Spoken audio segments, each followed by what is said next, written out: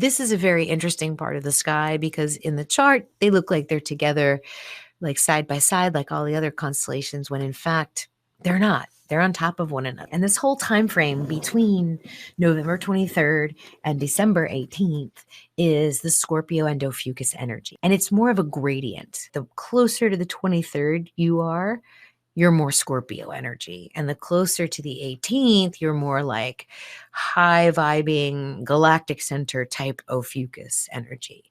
But it's all in the same spectrum. Scorpio gets the baser, the lower chakras, the pain, the poison. And Ophiuchus is the healing and the cure and the ascension. This is what it looks like in the chart.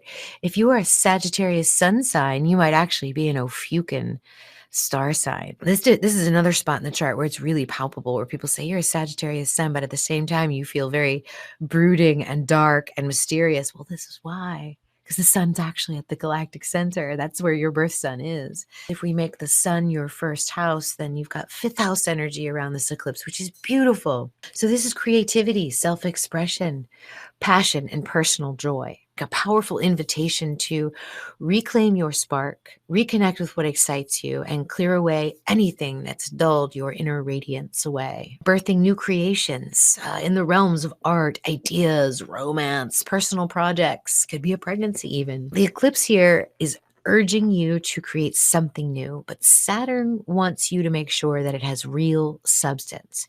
This isn't just about a fleeting inspiration. It's about building and connecting to something meaningful, lasting, and aligned with your soul's truth.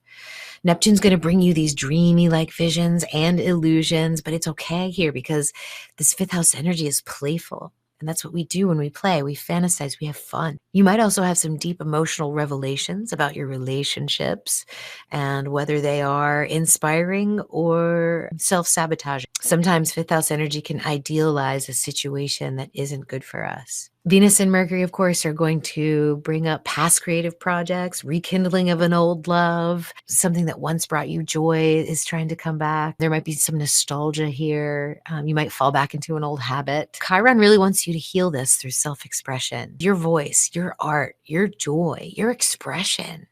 You matter. What I would say is like, whatever lights you up, find that, reconnect with it, even if it's something from the past. Check out old hobbies, projects, talents that you've abandoned, that you've left behind, and then heal any fears about being seen or getting the recognition that you deserve. Because if you can love these just in the pure moment of joy of loving them, that's what this eclipse is for. That's what you're going through for this eclipse, you Scorpio and Ophiuchus suns.